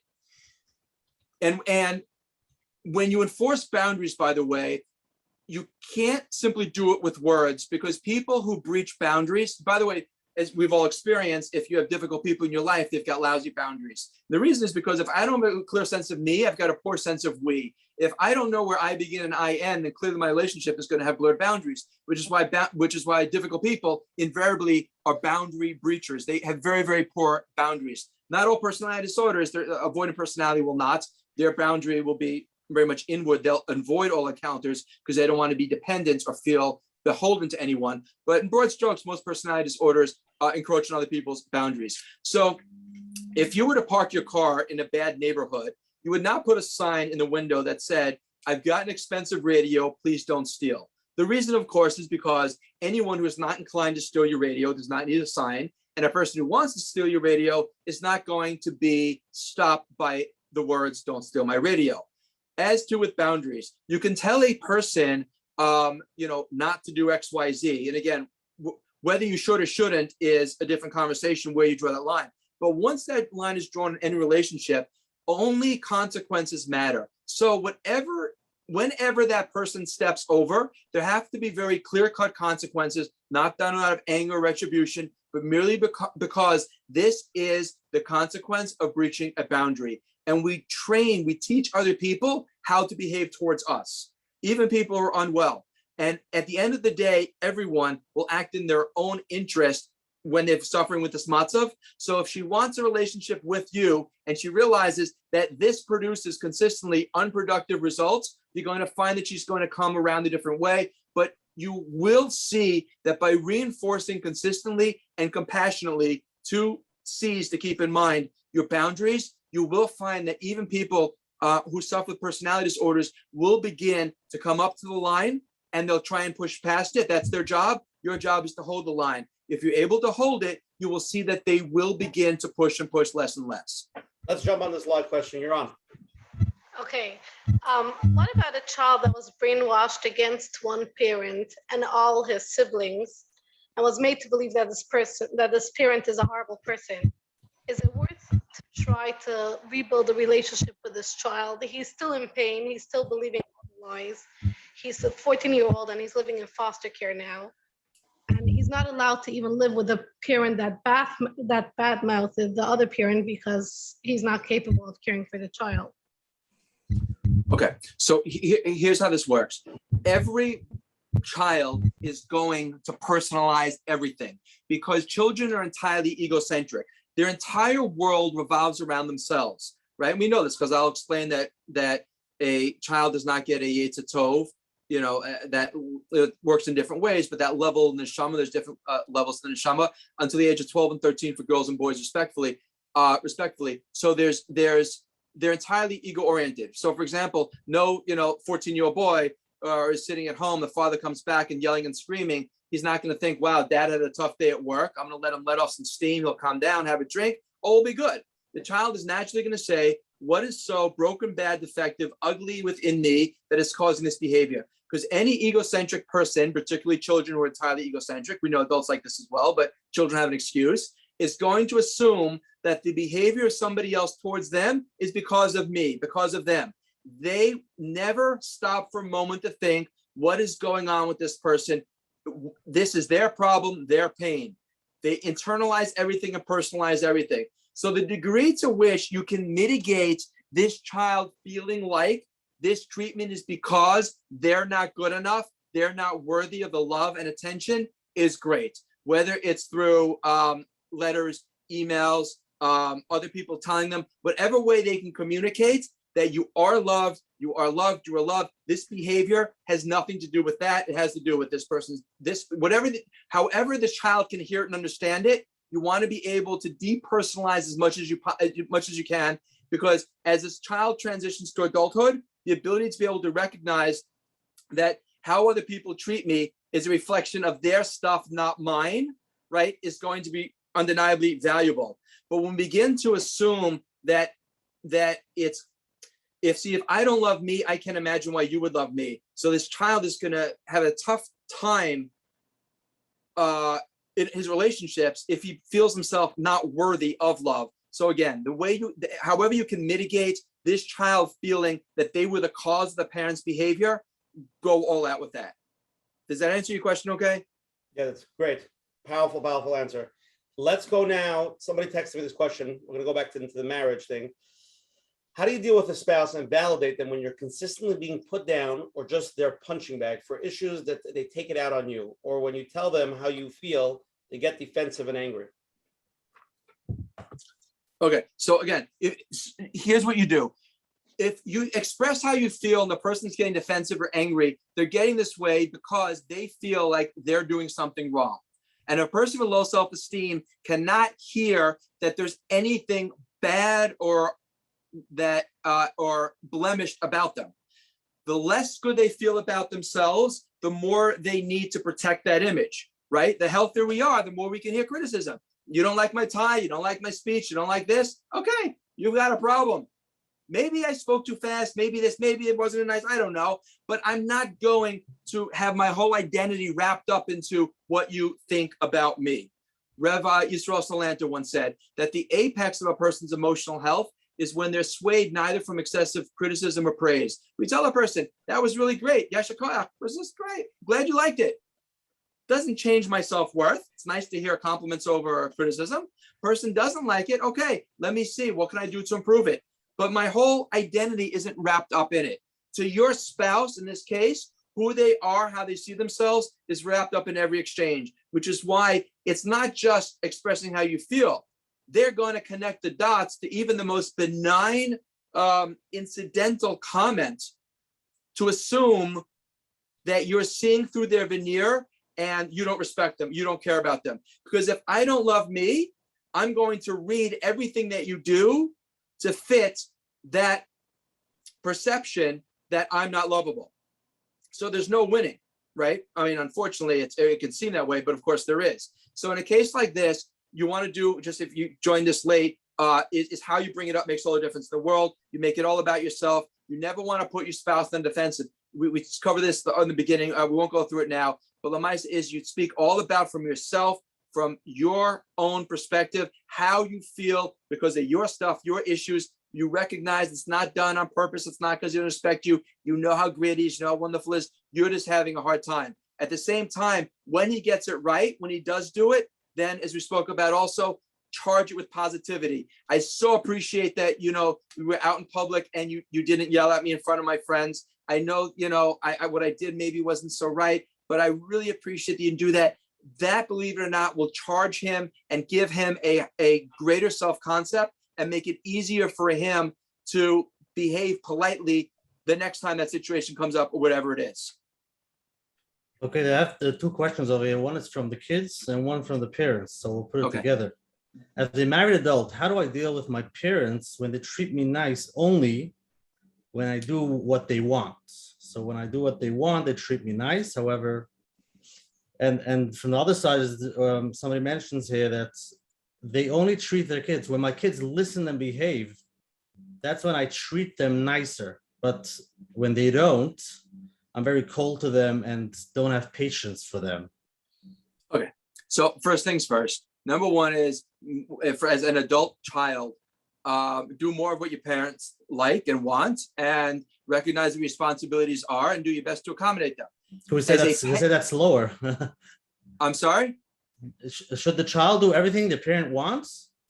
No, as an adult child, you've got to make sure that you're clear about what your responsibilities are. Right, that's the word I want you to say slower. That obviously you have responsibilities and you can't do everything for your parents. And that's a course for itself. Very good. Of course. I always tell people, our avoda is to find out what's responsible and then either do it b'simcha or don't do it guilt-free. But to do it, halfway or begrudgingly is not the way to do it. And not to do it and beat yourself up is also not responsible. You find out what's your halakhic requirements, what you're supposed to do, and fulfill it b'simcha. And if you don't have to, then choose to do it or choose not to do it. If it's not an obligation, then you can choose to do chesed, choose to do kindness. You can choose to do a lot of things for your parent, even though you're not halakhically required to. And you may choose to do that, which is wonderful. But again, you don't have to feel bad for not doing what you shouldn't be doing or don't have responsibility to do. At the same time, when you do it b'simcha. As a parent, when you said a parent to an adult, to a child, a parent should not give their love conditionally, meaning when the child does what I want, I'm happy, I treat them nicely. When they don't, I show my disdain. That's not chinuch. So when your child does what you don't want him to do, so what do? Okay. You treat him with the same love and give him the same exactly what he is? Of course. Of course. If you make your love for your child conditional on their behavior, that child will grow up feeling that their love is conditional. I am only now loved by my spouse, loved by my children, if I behave in a certain way. Because I'll tell us that a real love is not dependent on anything. It simply is. So if you make your love conditional, my children will behave the way they want, so I will treat them kindly. If they don't, I'll give them the cold shoulder. Bad chinuch. Good chinuch is I love you unconditionally. I accept you unconditionally. That never changes. I don't become hostile towards you because you're not doing what I want. My behavior is still loving. When we confuse acceptance and approval, that's when we head towards disaster. Acceptance is no matter what your child does, who they are, how they are, if they never change, never grow, or moved in whatever direction, your love is unconditional. That doesn't mean you approve everything that they do, right? Same thing with ourselves. You can accept yourself and love yourself unconditional. Doesn't mean you approve of a fraction of things that you do. But when we confuse the two, it means now that I can't accept and love me. I can't accept and love my spouse or my child because they're not doing everything I want. That's not the optimum way here. Yeah. 100%. So give Okay. an example. How do you mechanech a child that doesn't do what you want? 14-year-old your kid comes home, you love him, you hug him, you kiss him, you buy him, you drive him, you take him, and he smells from a pack of Marlboro Lights. Great. So I'll tell you this, nice hypothetical. When your child comes back and you have in your mind, I do this, this, and this, and this is, you're not going to have a productive conversation.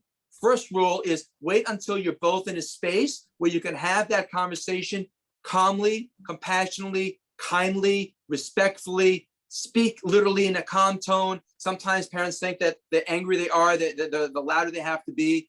Teenagers, particularly teenagers, their brain simply shuts down from being yelled at. So how you deal with that is you wait until you've got that nice ripe moment.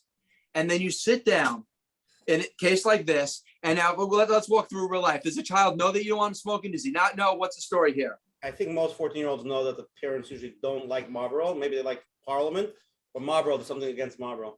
Okay, or at least non-filtered. So Right. here's the thing. First, if a child is doing something that they know they shouldn't be doing, and you believe that telling them not to do it will not change their behavior, don't tell them. The reason is because they should better feel that shame and hide it than do it out in the open and to lose that busha associated with it. So again, if they're doing it and you know that having a conversation with them will not stop it, there's zero reason. Sometimes parents try to lay the guilt on the child when they're doing something, which can be effective sometimes. The problem is if the child doesn't correct the behavior, it makes it that much more difficult for them for you to be effective in any other area because you've injured the relationship. In other words, you from their perspective have made them feel bad. And in our own lives, with our children, with our spouse, nobody moves forward from being beaten up on. No one moves forward from a place of negativity. You know the best way to get your spouse or anyone else's cooperation is to tell them how much you appreciate all that they're doing. When you begin to beat somebody up for not doing enough, parents sometimes will say, to the child, Chaim, you want to do mitzvah, so-and-so. Child doesn't do it. You missed an opportunity. You blew it. You could have done a mitzvah. Why? If the child's not doing something that they should be doing, whether it's an opportunity, a mitzvah, or they're doing something you don't want them to do, why beat them up for it? Why make them feel worse if the moment is already passed, they can't do anything about it, which is obvious, or they're not going to change their behavior. So first off, you have to know whether or not the conversations can be productive. If you've got no shot, then forget about it for now. Again, there's a reason to have the conversation, but if you got no shot of influence behavior, then don't. If you believe you can, make sure that you're in a calm, quiet, clear space, and then bring up the subject. Don't accuse your child. Maybe he was out with his friends who smoke. Maybe he just tried it once. If you come in assuming the facts and they're not true, you're setting yourself up for a conflict for no reason. Why not simply say, so-and-so, I happen to have smelled smoke on you the other day. That's it. Let's just take it up one ante. Dr. Dave, let's just take it up one ante. Can I take it up one ante a little bit? Child comes home, you did everything. You took him shopping that day. You took him here, you drove him to friends, back and forth to play, the whole day you're busy with the kid. They come home, they smoke some cigarettes, and they're giving you attitude. And then their attitude said, Tab, do me a favor. Can you go get me supper now? What does them smoking cigarettes have for you? Here's the thing also. I didn't get into it before, but when you change how you behave towards your child because of how they behave, right? Look, it's perfectly acceptable to let your child know that you're disappointed in their behavior. But when you become upset, you're now undermining your child's ability to feel calm and in control because they can now push you to become angry. That's way too much power for that child to feel that he wields over you. Rabbi Yitzchak Berkowitz says that a parent should never express that they're angry towards a child because of something the child did. Again, disappointment, fine. Let the child know it's unacceptable. But the fact that they can knock you off your emotional perch and now you're going to be resentful, is that what you want to teach them when you do something and that maybe you knocked into them, or you want them to be resentful towards you because you made a mistake or you didn't live up to their expectations? No, of course not. Again, what have you done for you always want to ask yourself, is this going to help the relationship or hurt the relationship? So no, when that child asks for dinner, if you would have typically have done it any other time, of course. The way you influence your child, by the way, is through unconditional. If children are entirely egocentric and they see themselves through the parent's lens, then the more love and acceptance you give them, the healthier and whole they are. The more healthier and whole they are, the more they're going to make responsible decisions. So why on earth would you undermine that by being frustrated, resentful, and angry towards a child, and sort of, take revenge in some small way because they're not behaving the way that you want them to? Does that make sense to you? Yeah. Logically makes sense. How No, I does mean, a parent? what you're saying is 100% correct. It's just How does a parent do it? How does a parent do it when the children are not behaving, but you want to give them What's the unconditional practicality love? how to do it? Good. Look, I recognize we're all human beings, and your children may not always live up to your expectations. I'd encourage you to dial down your expectations, and you'll solve that problem. But at least intellectually understand. I had this conversation with people in office time and again. Amazing, great, caring, well-intentioned parents. Their approach stinks. They think that by putting the noose on tighter, showing their dissatisfaction, showing what the child is getting wrong, it's going to correct the behavior. It doesn't. And once that parent realizes that all the energy they're putting into is going down the toilet, it's counterproductive. It's not just wasted, it's counterproductive. They realize, look, what they've been doing hasn't been working. At the very least, try a different approach. And in the moment, walk yourself through the different scenarios, but do your best not to unleash, not to be resentful. Treat the child exactly as you would otherwise.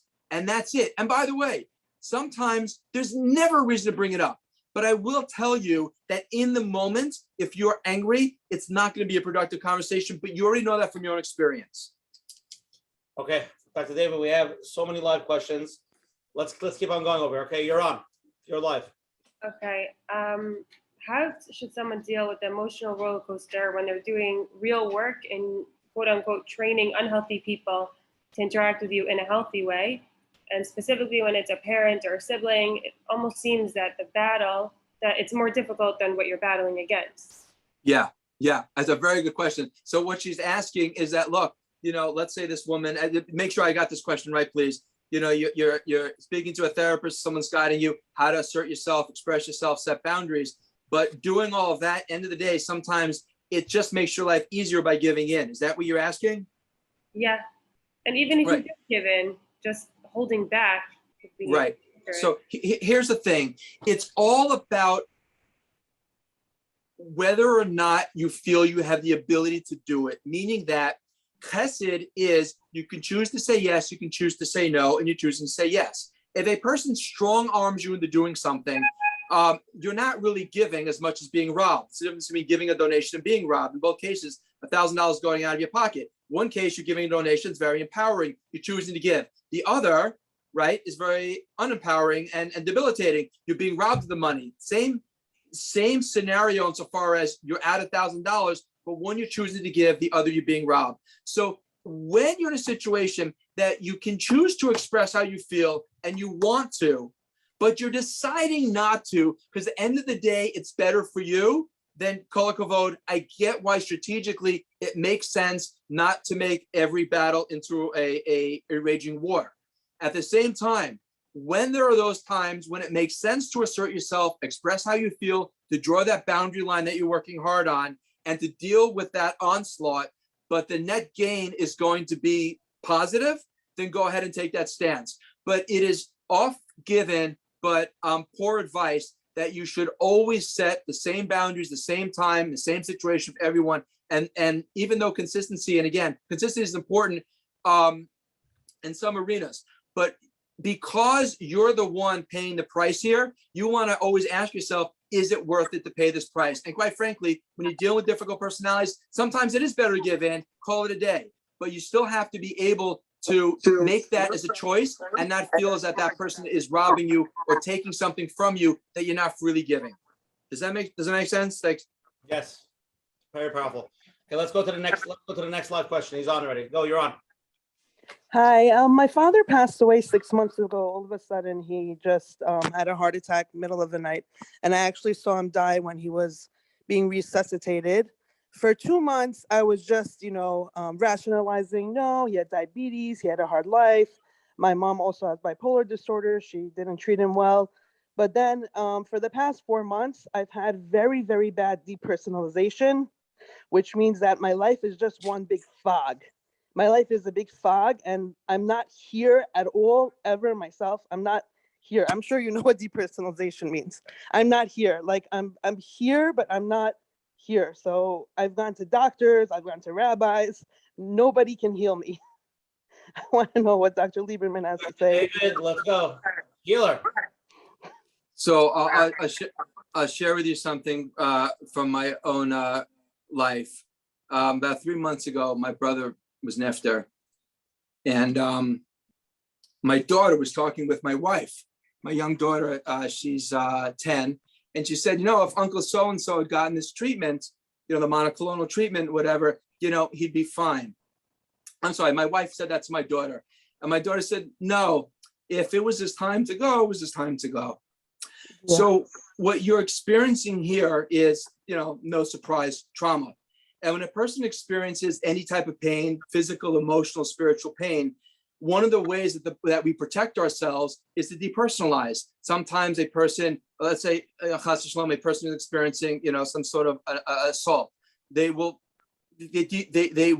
float away and almost be as if they're not in their physical bodies because the intensity is just too great. So here too, when a person experiences a trauma, it is perfectly normal, by the way, it's perfectly natural to sort of depersonalize it, to separate yourself out as a way of, as a shock absorber to avoid feeling that pain. Have you been to a trauma specialist? No, I just been to a psychiatrist. Right. So here's the thing. In much the same way when it comes to medicine, we have people who specialize. If you have an issue with the heart, you don't go to an internist, you go to a cardiologist, and maybe specifically a certain person specializes in valves and so on. And too with psychology, I encourage people to try to find somebody who specializes in this particular area because they see and they deal with it inside and out. So when it comes to trauma, there are a lot of fantastic, actually cutting edge trauma therapies. I would encourage you to find a trauma specialist. And I do think you seem like a fantastically introspective person. But I think this is something you can work through more quickly than you might imagine with the right type of therapist. Thank you so much. You're welcome. Okay, Dr. Dave, we have like one or two more. I know it's late. Let's try to hop around. Is that okay with you? Yes. Okay. Hi, sorry, you're on. Hey, hi. Guy, you might have answered some of my questions, but I've noticed that with having to deal with certain personalities, it's a certain pattern, like certain types attract each other. Like I'm an intense person. I might be like be around other intense people. I get frustrated if I don't, and that could present, certain, obviously certain problems and interactions, or you get cases of depressive people that can be around other depressives. A friend of mine, for example, went through a horrible divorce, and Baruch Hashem got remarried and you're very happy. She said to me, I broke the pattern, whatever that means. So how do you really break the pattern? Is it changing the way you are, the way you think? Right, that's such a beautiful question. We don't attract what we are, we don't attract what we want, we attract who we are. So if you want to be around more positive, lighthearted, encouraging people, that is something that you want to help manifest in yourself. And you'll see that you will draw other people who are like-minded to you. And there's something in physiology, it's part of the brain called the reticular activating system. It's located right here in the brainstem, the regional Luz bone, interestingly enough, and it acts as a filtering mechanism of sorts, sort of an antenna. and it hones in on whatever it is we deem important. So for example, you may be thinking of, getting a new pair of glasses or new shoes or a new car, and suddenly you see that on the road or see that and you're talking to the people, not because there are more in the world, but because that's your focus. So when it comes to these types of things, I would encourage you to put your focus on it. In other words, say to yourself, I'm going to look for the positivity in this person, in this conversation. I'm going to look for the beauty in what I experience in this next room or in these next 10 minutes. Put your focus on what it is you want to experience. You will become that kind of person, and in becoming that kind of person, you will attract more of that. But it's very hard. Does that make sense to you, by the way, so far? Yeah, sort of, yeah. I mean, yeah, I Okay. find my own fight. Yeah, I focus on certain things and. Right. Again, whatever it is you put your focus on is what you're going to see. Right. So, for example, there's a great illustration of this. You give a person a white sheet of paper with a couple black dots. You ask them what they see. 9 out of 10 people I see black dots. But what about all the white paper? What about the entire space? Much more of it is the white, but we focus in on the black. That's where our eye goes. So in much the same way, in our world, in our lives, in ourselves, in our friends, look for the good, expect to see the good, bring out the good. You will become more of that. And then in doing so, you'll attract more of what you want and who you are. Okay? That's good to know. Thank you. Thank you. You're welcome. Today we're going to go to closing now. It's getting late. We have a lot more questions we didn't cover, so obviously we need a part 2. We're gonna have to bring you back. So we'll share 68. We'll bring you back by 136, right? Should be fine. Every 68 year. Okay, let's go to closing, and we'll close, and then Menachem and you will close afterwards. Again, I want to first give a big shkoyach thank you to Dr. David Lieberman for coming on here tonight, giving so much chizuk, so much real practical advice. I feel like we touched a little bit of every subject, but so much more core that we didn't even get close to, but really appreciate it. People are texting, they still more questions, they really want to hear more from you. Again, for anybody who's here for the first time, every Sunday night at 10 o'clock on this Zoom ID, we have different shiurim, different topics, and I advise you to please tell your friends, let people know about it. Baruch Hashem, tremendous chizuk. Tonight's shiur was sponsored by Recovery at the Crossroads. Recovery at the Crossroads is the only kosher inpatient treatment center in the tri-state area. They're a licensed co-occurring treatment facility, which means they're licensed to not only treat substance abuse, but also any underlying mental health conditions such as anxiety, depression, trauma. If you or anybody you know is struggling with an addiction, please feel free to reach out to them. The number is 888-466-5950, 888-466-5950. Again, next Sunday, August 15th, we have a surprise guest. We did not give the information. We're withholding it from you. As soon as we know it and it's confirmed, we will let you know. But it's going to be an amazing program, as it usually is. Please join. It should be powerful. And again, everything tonight's recorded. It's going to be available tomorrow on www.menachembernfeld.com, and all the other platforms that we posted on Spotify and Apple Podcasts and YouTube. And that will upload on the Dr. David Lieberman Torah Anytime shiurim. And you can listen to all the shiurim over there. If anybody has any questions or anything with Dr. Lieberman, please feel free to call him on a cell phone. His number is, I'm just joking, email Coach Menachem @gmail.com. And we'll forward it to him. Again, tonight's shiur is shiur number 68. If everybody wants to hear it on our phone number, you can call Kalalashon, or our personal number is 848-777-GROW, GROW. And I want to thank our advertising sponsors over here at the Lakewood Scoop, Rabi and Yanif Chazak. Special thank you to Chayla Kaufman and Shmuel Summer from JCN for always promoting us on all the digital platforms. So right before we go to closing, just 2 things, Dr. Lieberman. First of all, can you tell us about this Saturday night shiur that you do every Motzei Shabbos? Yes, Motzei Shabbos with our Rabbi David Goldwasser, Motzei Shabbos, and Rabbi. It's fantastic. We talk about different relationship issues and questions that come up, and it's about 30 minutes, Motzei Shabbos, and they can check it out live at chazak.com maybe, or on Torah Anytime for sure. And the second question I ask you, Dr. Lieberman, now that it's your first time you're here and you see so many people that came on a Sunday night, 12 o'clock at night, had it tonight, probably over 2,000-3,000 people. What do you say about that? So many people that want to come on a Sunday night to grow. What's your take on it? It's extraordinary. And the people that are coming out and spending their time to learn how to have happy, healthy relationships are just so far and way ahead, unfortunately, of those who have simply just resigned themselves to just, this is how it is. Because it doesn't have to be how it is. One person, they say it takes 2 to tango, but a relationship, one person can make a very big, profound difference in the relationship itself, but certainly in the quality of our own lives. And by changing the quality of relationships, we by de facto improve the quality of our own emotional health and the quality of our lives. Okay, beautiful. So that Coach Menachem, let's go to closing words. Dr. David, if you want to leave us with words of inspiration, chizuk, a story, anything, Coach Menachem. Thank you, Dr. David Lieberman.